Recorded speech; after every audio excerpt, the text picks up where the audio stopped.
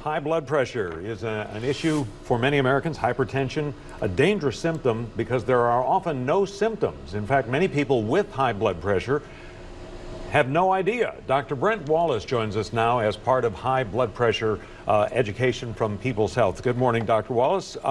Let's start here. You know, people hear about high blood pressure. What exactly is high blood pressure?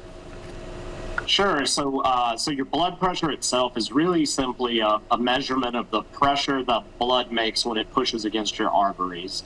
And we measure that with two different numbers. The first is called a systolic. That's the top number when you look at them. And that's the pressure when your heart beats. And then the bottom number is a diastolic, which is when the heart is relaxing. And so high blood pressure itself is when either of those numbers is at a higher level than what we consider normal, which is roughly about 120/80. So if there are no symptoms, obviously it's important to start keeping track of that. Let me approach the question from this point of view. At what age should someone really start to pay attention to blood pressure?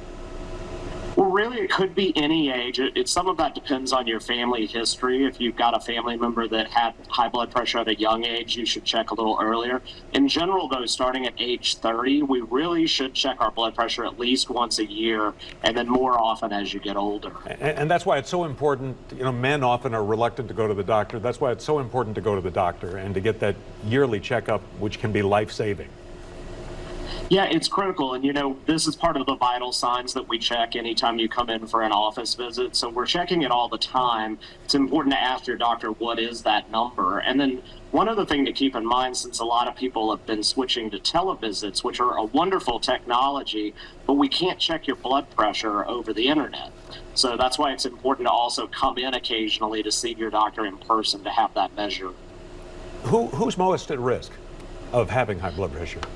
There's a couple of groups, like I mentioned. Family history plays a huge role. So if you've got a parent or a sibling with high blood pressure, that definitely is an increased risk. But it's smokers and people, even alcohol can have an effect on it? Yeah, smoking definitely, and excessive alcohol. And then in particular, eating too much salt can really increase your blood pressure as well. So you have to really watch that in Louisiana. I know, that's the rough one for me, I have to tell you. So the same sorts of things I'm sure you'll tell me about salt and diet and exercise. How much exercise do people really need?